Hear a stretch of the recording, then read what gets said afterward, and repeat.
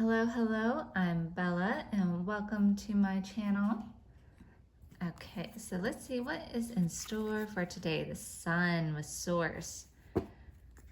Yes, elevate to where you can feed from the sun.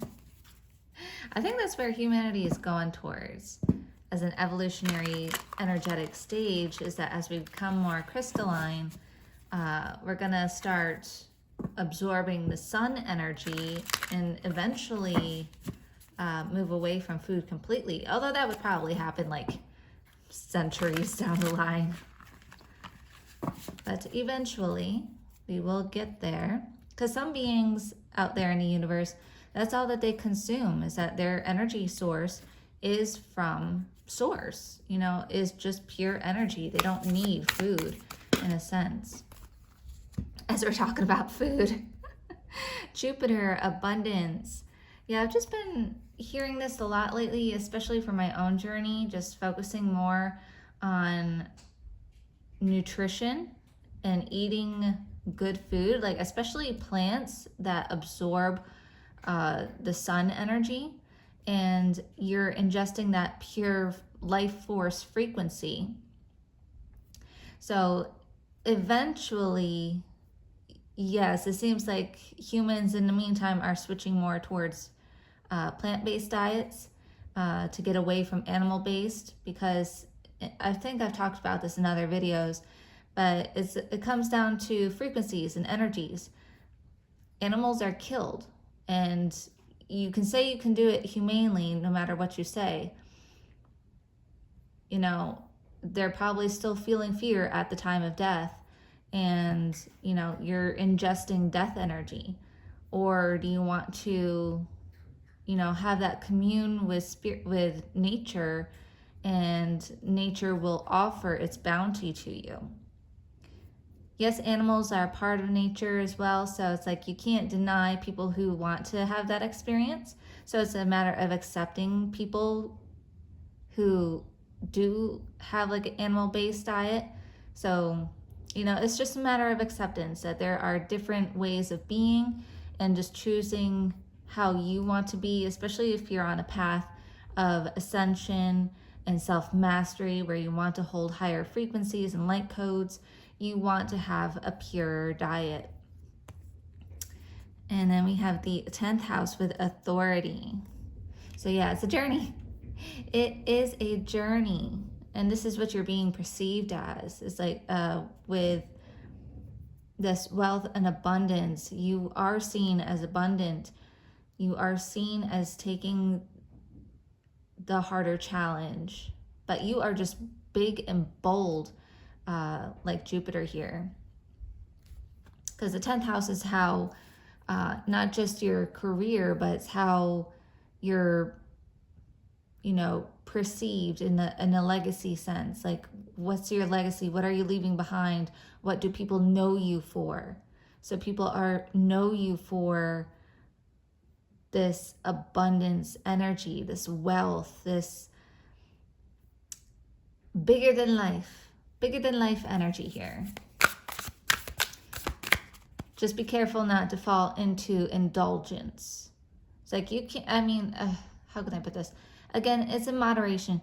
You can enjoy the fruits of life, of whatever, I'm a foodie. I love to try different foods. So it's going to be tough for me to pull away from animal-based foods completely, because I might, like in my personal home space, I might go more vegan, but I will still go out and enjoy different types of foods for the human experience of all these different things that are available to us. So I'm not opposed to trying and exploring all that Earth has to offer and what humans have created to experience. And that's just a part of the human experience, is having that curiosity of wanting to explore, but having the temperament of knowing the authority for yourself as well, to know what you want to achieve in this life and what's the best route for you to achieve that. What else, Spirit? All that. quite a bit. All right, all of this. We'll start with these. Imam coli, roots.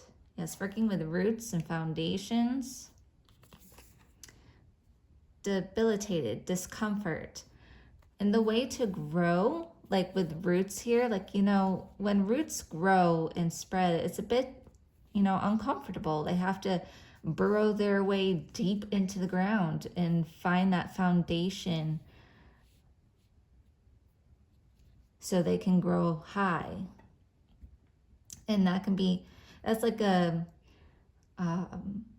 symbology of this spiritual journey, is that you have to go deep into the underground, deep into the underworld to see the shadows, to see the darkness. And there's a lot there, but it's very full of nutrients as well. So it's like you need to go down, but in order to rise up. And that can be very uncomfortable, because if you think of the roots, they might have to, like, what if they come across a rock? They're gonna have to go burrow around it somehow, and they'll just like kind of absorb the rock within their root system. So it's interesting with trees and that symbology there in regards to the spiritual path of healing and enlightenment. You have Cancer with immerse. So yeah, just immerse yourself into the human experience. Don't close yourself off like the crab, because Cancer is very emotional. So it's like, enjoy your emotions, experience joy, pleasure. Again, just having that temperance to be able to know what matters to you.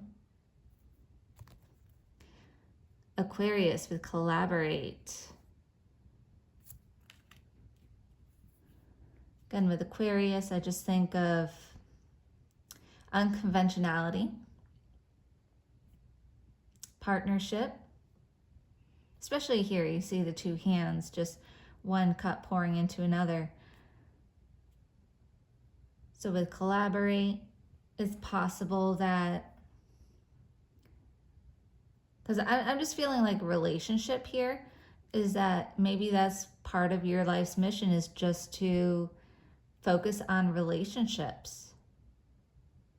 And that's one way that you can grow, to spread your joy, to spread the waters. Sixth house with sustainability. And it's all about that balance, working with the chakras. Looking into Hindu practices might be something of an interest. Look into mudras. As I'm seeing the hands here. Mudras will help you with your energy fields. And then we have Scorpio with investigate. So yeah, just more deep water energy here.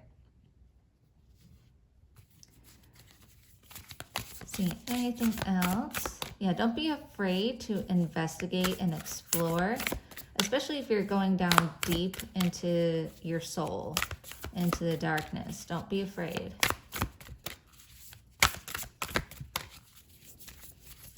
Because I'm seeing 8 here as well. Even though we don't have the 8th house is about mysteries, death, taboos, secrets, shadows.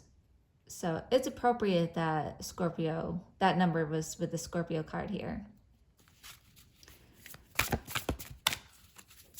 Because I was hearing recently on a TikTok video about, you know, there's that phrase spiritual bypass. And I guess some people in the spiritual community, they do this by not doing the shadow work. They kind of get lost in space, as they say. So they become ungrounded because they kind of want to escape in spirituality and not be in their body. But the true spiritual path is being grounded with the roots here. Is that, yes, it feels great to be in touch with spirit and connect to source and all that wonderful visions that you can have and the bliss that you can feel. But we live here on earth, here to have a human experience, and you can't forget that. So what it means to be on the spiritual path is, yes, connect to source, connect to all the teachings that you can get, the insights, and have that awakening. But you want to bring it back down into reality and ground it and use practical, sustainable steps to incorporate it into life and live. That's what it means to live a spiritual life. So what else here?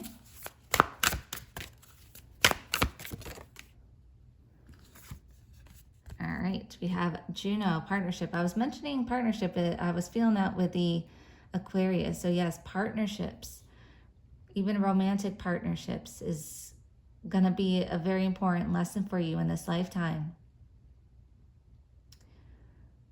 Learning to open up, to be vulnerable, not be so closed off with the shells here. Because you have so much deep emotions. And it's nothing to be afraid of. So one thing I wanted to mention too was I had heard someone mention kind of about, I'll say that for another video. But yeah, your main lesson here is about partnerships. All right, is there anything else? I think that's it. So we're gonna end here with Avesta and Hearth. So I think of home. I just love that card. Gonna keep that there. Trine with sextile, symbiosis. Yes, just more ties with like relationships here. So your partnership that you're calling in is going to be very cohesive. It's going to be very easy, symbiotic, just like everything's just going to mesh well. And I just see like these strings here. I see like strings of fate that are just tying you together. And Sagittarius, expand yourself. Like the bow, pull back and then launch yourself.